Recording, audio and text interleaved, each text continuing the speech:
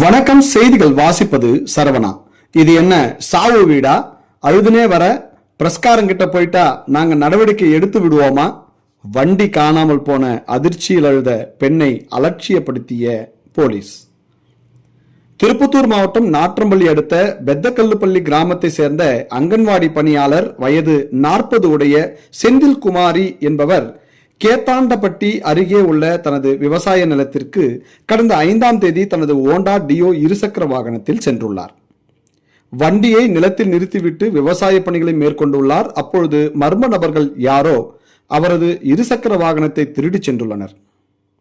இதனால் அதிர்ச்சி அடைந்த பெண் காணாமல் போன வண்டியை கண்டுபிடித்துக் கொடுங்கள் என்று வண்டி காணாமல் போன அதிர்ச்சியில் நாற்றம்பள்ளி காவல் நிலையத்திற்கு அழுது கொண்டே சென்றுள்ளார். அங்கு பணியில் இருந்த போலீசார் மிகவும் அலட்சியமாக போய் புகார் எழுதி கொண்டு வா என்று கூறியுள்ளார்.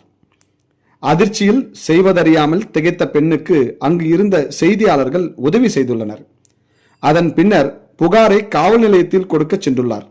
அப்பொழுது அங்கு பணியில் இருந்த சப் இன்ஸ்பெக்டர் சீனிவாசன், இது என்ன சாவு வீடா? அழுதுகிட்டே வர, அதுவும் இங்க வராம பிரஸ்காரங்கிட்ட போய் இருக்க, அவங்க நடவடிக்கை எடுத்து விடுவாங்களா என பாதிக்கப்பட்ட பெண்ணை அடுக்கடுக்காக கேள்விகள் எழுப்பி போன் பண்ணுவாங்க என அலட்சியமாக பதில் அளித்து அனுப்பியுள்ளார்.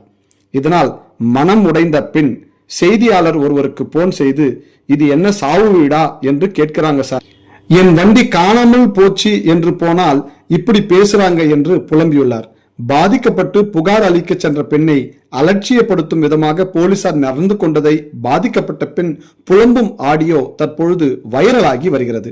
இது குறித்து சம்பந்தப்பட்ட அதிகாரிகள் உரிய நடவடிக்கை எடுக்க வேண்டும் என்று கோரிக்கை எழுந்துள்ளது.